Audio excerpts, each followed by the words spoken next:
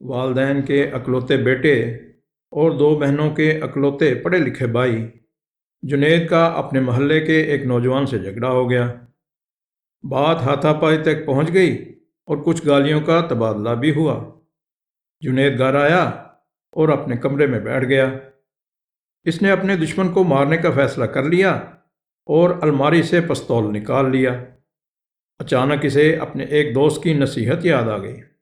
دوست نے اسے ایسا کوئی بھی انتہائی قدم اٹھانے سے پہلے 30 منٹ کے لیے واردات کے بعد کی صورتحال تصوراتی طور پر دیکھنے کا کہا تھا۔ جنید نے تصور میں اپنے دشمن کے سر میں 3 گولیاں فائر کر کے اسے ابدی نیند سلا دیا۔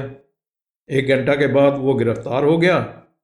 گرفتاری کے وقت اس کے والدین اور 2 بہنیں پھوٹ پھوٹ کر رو رہی تھیں۔ اس کی ماں بے ہوش ہو گئی۔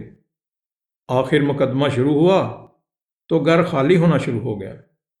ایک کے بعد ایک چیز بکتی گئی۔ بہنوں کے پاس تعلیم جاری رکھنا ناممکن ہو گیا اور ان کے ڈاکٹر بننے کے خواب مقدمے کی فائل میں خرچ ہو گئے۔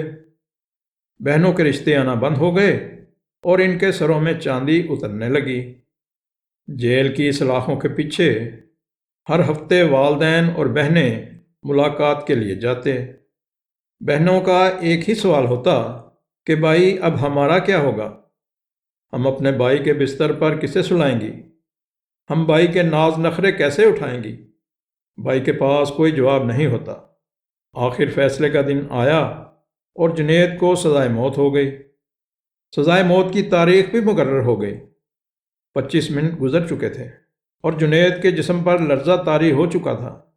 جیل میں وہ اپنی موت کے دن اور قدم گن رہا تھا اور گھر میں والدین اور بہنیں اپنے کرب اور اذیت کی جہنم میں جھلس رہے تھے۔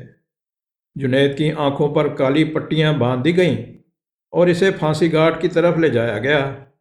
29 منٹ ہو چکے تھے۔ پھانسی گھاٹ پر پیر رکھتے ہی 30 منٹ پورے ہو گئے۔ جنید پسینہ پسینہ ہو چکا تھا۔ اس کے جسم میں کپکپی طاری تھی۔ اس نے پستول واپس الماری میں رکھ دیا۔ اس نے میز سے اپنی بہنوں کی 2 کتابیں اٹھائیں اور بہنوں کے پاس گیا۔ بہنوں کو مخاطب کرتے ہوئے کہا کہ میری پیاری بہنوں، تمہارے پڑھنے کا وقت ہو گیا ہے۔ خوب دل لگا کر پڑھو کیونکہ تمہیں ڈاکٹر بننا ہے۔ کچھ عرصہ کے بعد جنید ایک بینک میں اچھی پوسٹ پر ملازم ہو گیا۔ جنید کی دونوں بہنیں ڈاکٹر بن گئیں۔ اب وہ ایک کامیاب اور بھرپور زندگی گزار رہے ہیں۔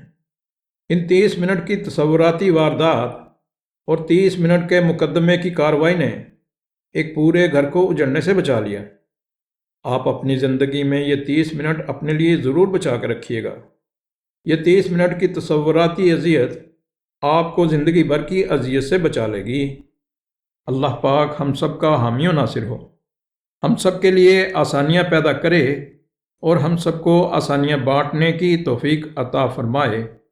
آمین یا رب العالمین۔ دوستو، ویڈیو پسند آئے تو اپنے دوست احباب کے ساتھ ضرور شیئر کیجیے گا۔ آئندہ آنے والی نئی ویڈیو تک اپنے میزبان محمد ایوب کو اجازت دیں۔ اللہ حافظ۔